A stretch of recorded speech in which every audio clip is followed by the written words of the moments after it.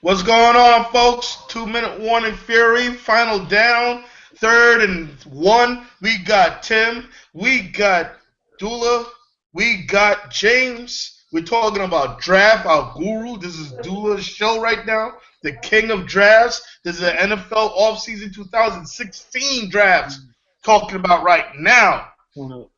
So, Hey, guys, let's listen. go.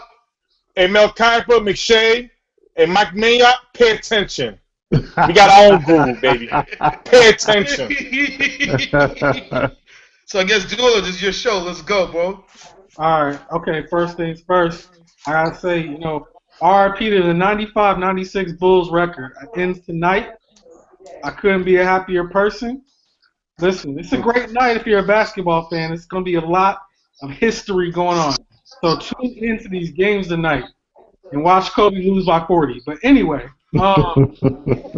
getting back to you posed a hypothetical scenario to me about a trade. Philadelphia potentially trading up to number one.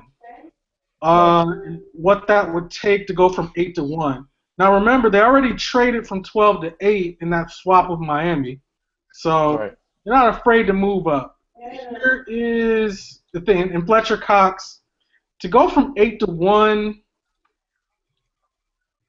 That's a tough move. Even with Fletcher Cox, it's going to take giving up some picks. You got to look at Philadelphia's roster and let's look at some of their needs and could they afford to give up some picks.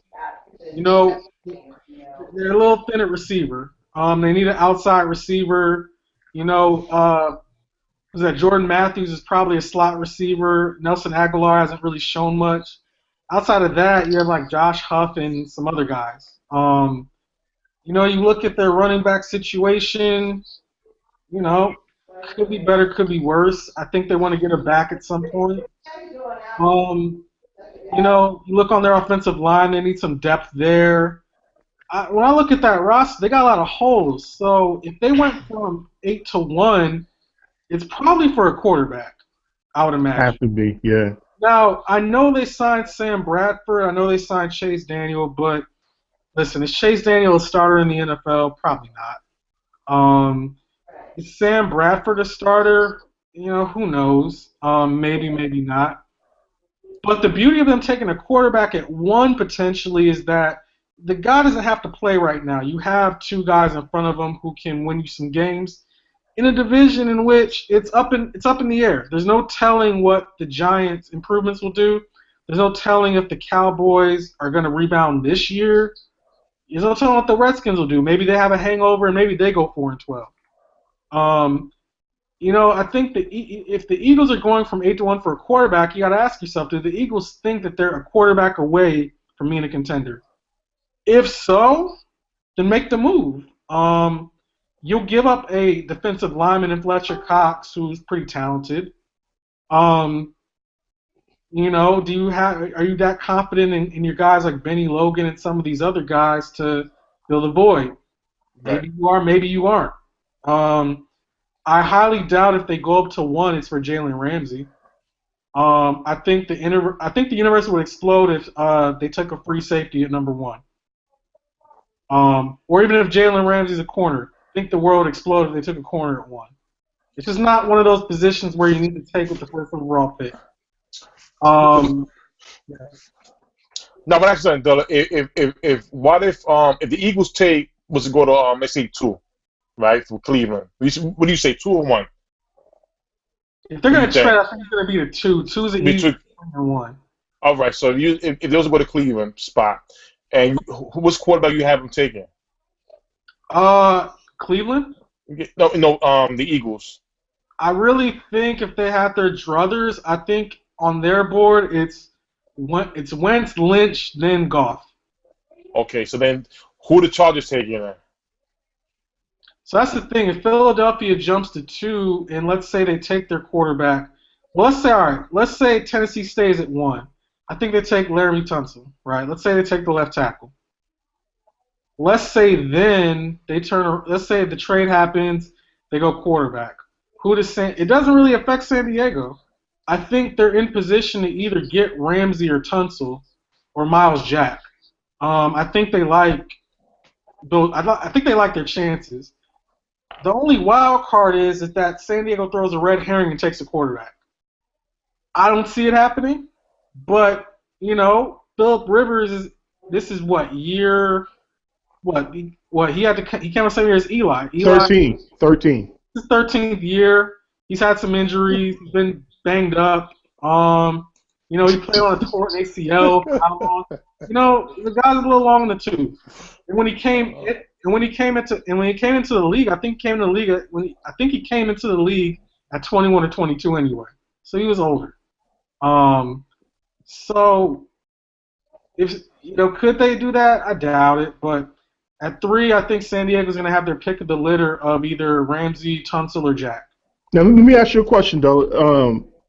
I was reading because I always am on the internet reading scouting reports and things of that nature. And the latest news I read was that Tennessee is like in some type of conundrum at number 1 if they stay because they view Tunsil and Stanley as almost equals. So in other words, what they're trying to say is that they would prefer to move back, gather more picks, and they feel like they want a left tackle to protect Mariota, and they don't think that there's much of a difference or drop-off in talent between Stanley and Tunsil, and they would get more out of this draft if they did that. That's now, true. in your opinion, because now I've heard things range from, this guy's the second best tackle. The only thing separating him from Tunsil is strength, which is obviously something you can work on. And his footwork is just as good as Tunsil's as far as pass protection. The only thing his weakness is probably run blocking, but you can get better at that. So, do you see it that way? No, I do. I see Tunsil. I think Tunsil's a little more refined, a little more polished. Right. I think Ronnie Stanley has some upside to him. I think there have been some questions about Ronnie Stanley. Does he love football? Yes. Those are questions you don't want to have because, you don't want to draft a guy that high and he not love football because then he'll flame out in 2 or 3 years and you'll look bad.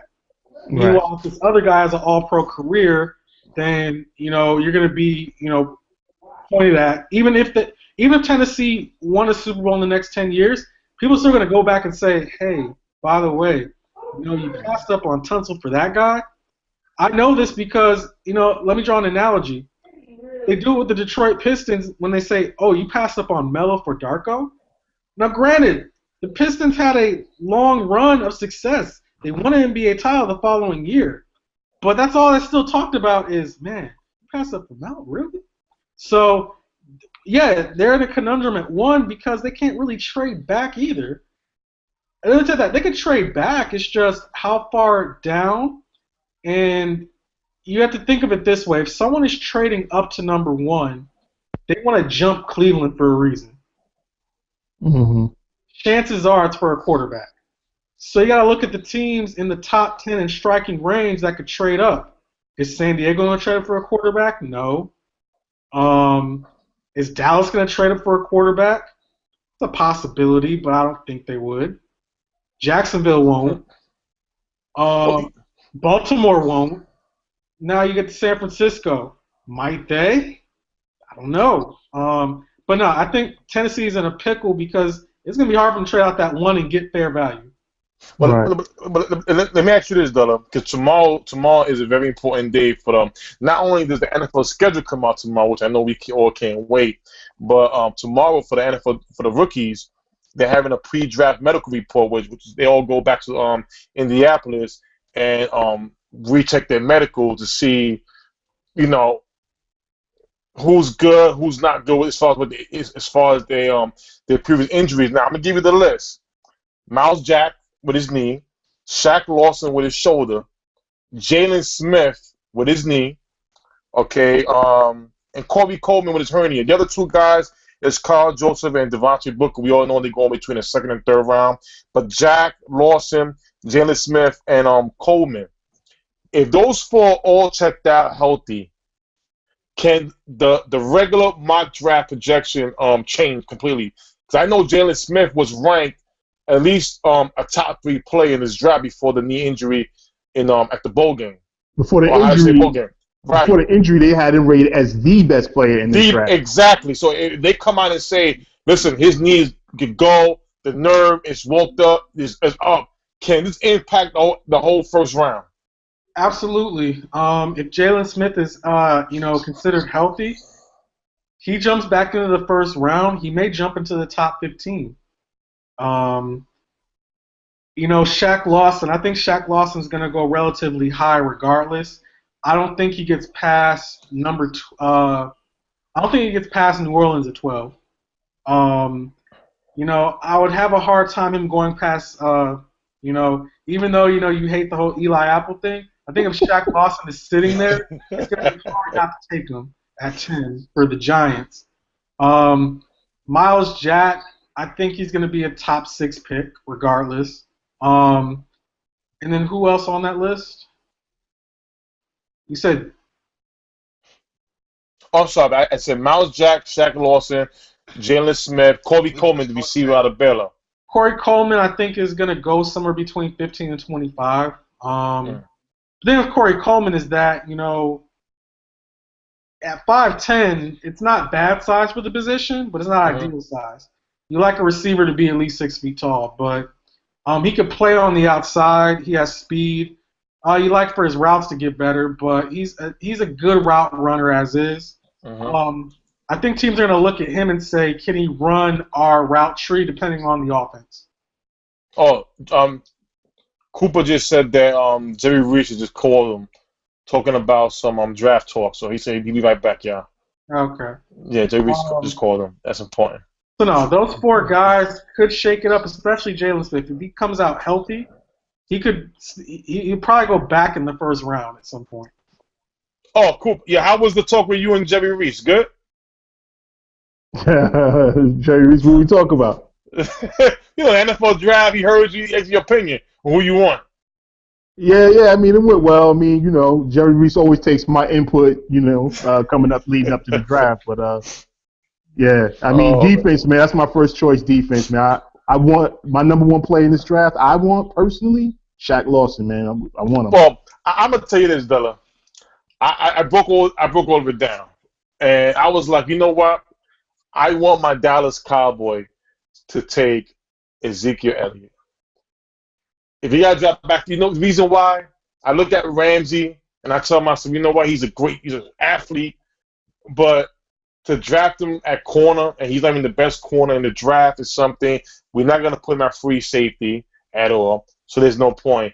Miles Jack now is being compared to Ray Lewis, but I mean, it's okay to be compared to anybody. That's just got to happen on the field. But he's so athletic. I like Miles Jack, but I think Zeke. You put Zeke in that offensive line, Romo, Dez, Witten. My God, I think he helps out tremendously. Especially helps the defense out by keeping them off the field a little bit longer. So you're taking him at 4, you think? Here's the thing. I know he's a top 10 player, not a top 5 player. If we could trade back 2 spots or trade with the 49ers or something. What if you can't? Yeah, you know what? Hey, I'm going to take Dullah's quote. He reminded me about something. We took Travis Frederick a couple of years ago in the NFL draft at pick number, I think it was 29 or 30. We kept on going back. And he was a second-round player, and the man has made 2 straight Pro Bowls. So I'm taking Zeke. Okay. All right. Here's the thing, and that's the unfortunate thing about draft life is that we don't know how these boards are going to shape up. Ultimately, it's all about a team's big board. If Dallas has Ezekiel Elliott, and not only is the best running back, but has a high first-round grade on him, they may take him at 4. I wouldn't do it because is Ezekiel Elliott better than Todd Gurley? Maybe. Is he better than Adrian Peterson? Probably not. Yeah, think about how many running. So then, is he better than Trent Richardson? Oh yeah. Well, think about this as a prospect before Trent Richardson. Oh, okay, a prospect. No, prospect. Is Zeke better than Trent Richardson? Well, here's the thing. But scouts are saying that Zeke is the most complete back most complete Yeah. back. They come up since Adrian Peterson. Peterson is not a good catcher in the running back position. He's a straight runner, straight bruiser. At least with Zeke, you get an all-around back. He can run up the middle. He can run to the outside. He can catch out the backfield. He gives you everything. And from what the contracts we had gave Morris and McFadden's free agent next year. Morris got a 2-year contract. And then Dunbar, which I thought went to Seattle, and he never did, he got re-signed, but he made something public for these 6 weeks. So we really got a hole right there in that spot. So the thing with Ezekiel Elliott is that, he is a great prospect. He can run the ball. He can catch it. He can do some gadget things too. The thing is, he played in the spread offense at Ohio State, so getting him under, in a pro-style offense, you're going to worry about pass protection. If he can pick up, and that's every running back rookie's thing. If you can't pick up the blitz, you're going to get your quarterback killed. And we know who the Dallas Cowboys quarterback is, and he's one hit away from being dead. So, really one hit away from being dead. Like, this guy's taking a lot of shots. By the college. Well, the thing is, if you can get him to pick up the blitz from linebackers and such quickly enough, then it's a great pick. I just don't know at 4 if I want a running back. Let me ask you a question, Dullah. We gotta run this. Okay. I just got one quick question for Dullah. One quick question, and we gotta go. Dullah, you was thinking along the lines of you was comparing them to past prospects. I want to bring it back, and I want to compare him to prospects in this draft. Talking about Elliott, I was reading an article on Jordan. I think his name is Jordan Howard from Indiana, running back from Indiana. Oh yeah, Jordan Howard. Yeah, Jordan Howard. Right. Yeah. Now, I was reading how explosive this guy is and how a complete back this guy is. Now, and he's getting pressed because I guess the offense that he played more of a pro style offense there, right? Now, right. So now compare. Is there a big gap between Ezekiel Elliott and Jordan Howard? That's a good question. Yes, too, yeah. there is. The reason being is because Jordan Howard played in that offense at Indiana, and it was a spread, but it was more of a pro-style offense.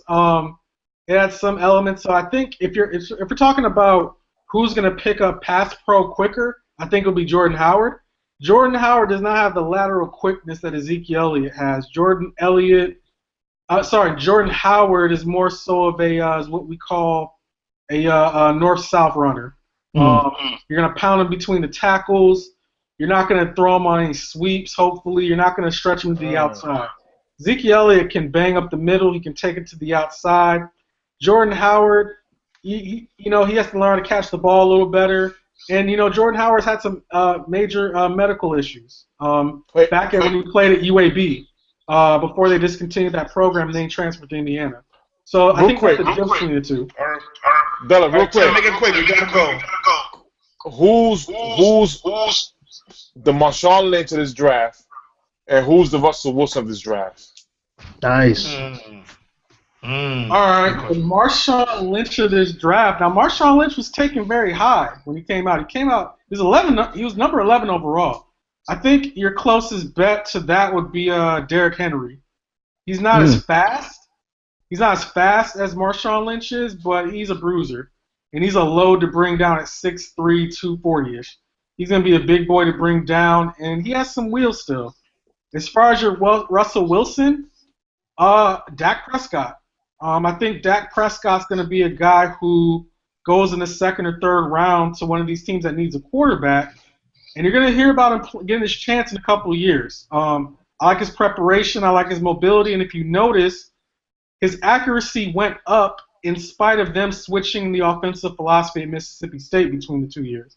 So the guy can throw the ball accurately. He has some wheels, too. I really like Dak Prescott in the second or third round as a guy who could play in a year or two. Or as a guy in the right situation might take somebody's job. Well, Why gotta get me for? Why gotta get Romo for? I see y'all looking at like we drafting to Romo job. That's wrong. Romo got 5 years. 5. All right, Tim. Okay, Tim. Right at me. But But that's our show, folks. It's been a Yeah. good show. We'll see you guys next time, next week, maybe 2 weeks. We'll let you guys know. Oh, next week, draft month, baby, draft. Oh, that's right. That's right. Draft month. I'm Hey, sorry Nate, about you that. ain't seen We'll me, be back baby. next week. We'll be back next week, folks. That's right. Know that, Nate. Know that. You On ain't that seen note, me. Look, we out. Easy. 2-minute great. warning. 2-minute warning, baby. Rob, you ain't seen me.